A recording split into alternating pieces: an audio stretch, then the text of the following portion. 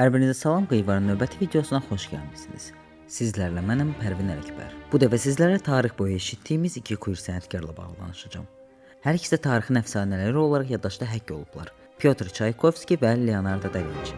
İki fərqli əsrə səyahət etməyə hazır olun. Pyotr Çaykovski dünya musiqisinin ən böyük bəstəkarlarından biri olub.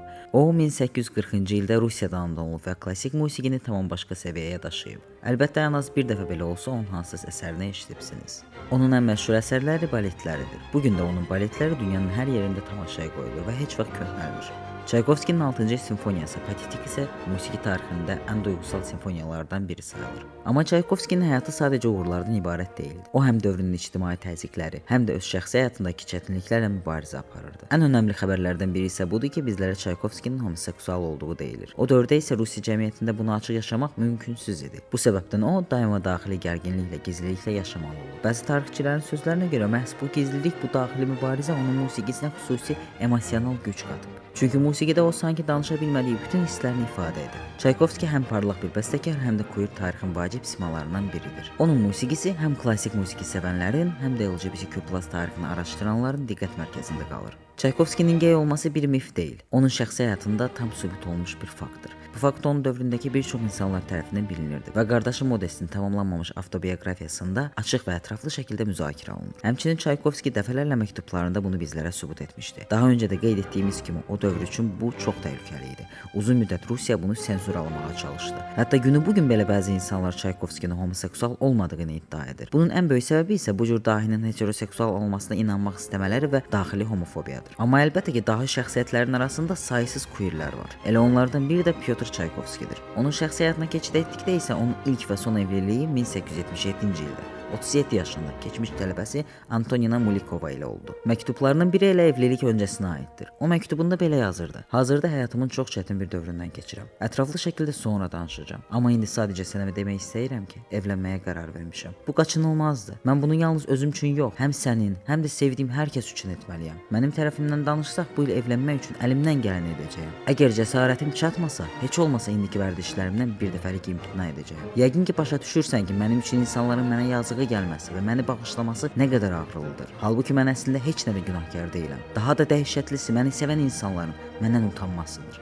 O bu məktubunun sonunda evlənmək istəməsinin əsas səbəbi kimi ona nifrətlə baxan və sevdiyi insanları narahat edən alçaq insanların ağzını bağlamağa çalışdığını yazırdı. O evləndi, amma bu evlilik çox da uzun çəkmədi. Cəmi bir neçə həftə sonra o Rusiyanı tərk edib xaricə qaçır və bir daha keçmiş həyat yoldaşı ilə yaşamır. O 1878-ci ildə qardaşına yazdığı məktubda belə deyirdi: "Yalnız indi, xüsusən də bu uğursuz evlilikdən sonra anlayıram ki, təbiətimdə olduğum kimi olmağı istəməməkdən daha bərbad bir şey yoxdur." Məktublar əlbəttə ki, bununla da bitmir. Başqa bir məktubda o açıq-aşkar aşiq olduğu haqqında yazır. Həmçinin məktubunda aşiq olduğu insanın kişi olduğu çox bəllidir. "Mən aşiq olmuşam. Uzun zamandır belə bir sevgi hiss etməmişdim. Təxmin edə bilərsən kimi? O orta boyludur, açıq dərilidir. Onun çox gözəl qəhvəyi gözləri var. Bəzən kiçik burun eynəyi, bəzən isə adi eynək istifadə edir. Mən eynəyi sevmirəm, amma ona yaraşır. Əlləri böyük deyil, amma quruluşu mükəmməldir. O qədər gözəldir ki, barmaqlarının simlərə çox toxunmasından yaranan xırda deformasiyaları belə bağışlayıram." Məktubun davamında isə onun səsini sevdiyini və onu valeh etdiyini qeyd edir. Məktubun geri qalan hissələrində də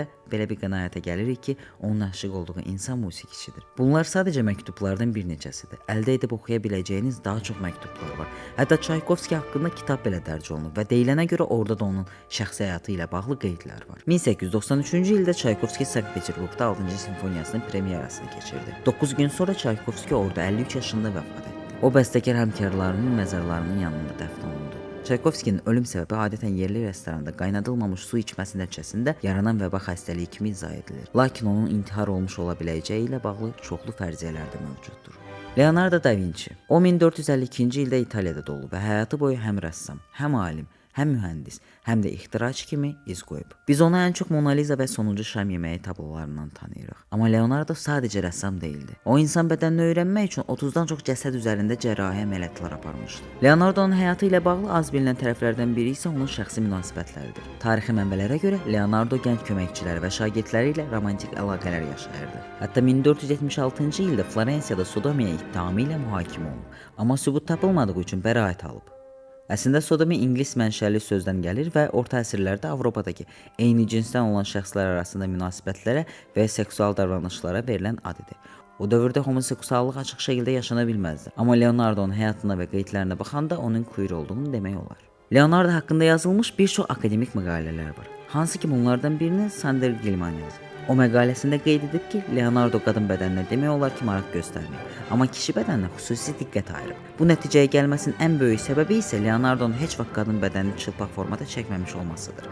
Hətta qadın anatomiyasını araşdırdığı bir neçə səhifə belə yarımçıq qalmışdı. Bunun əksinə o kişi bədəninin nəzərlərini, duruşlarını, hətta hərəkətlərindəki zərifliyi yüzlərlə dəfə işləyib.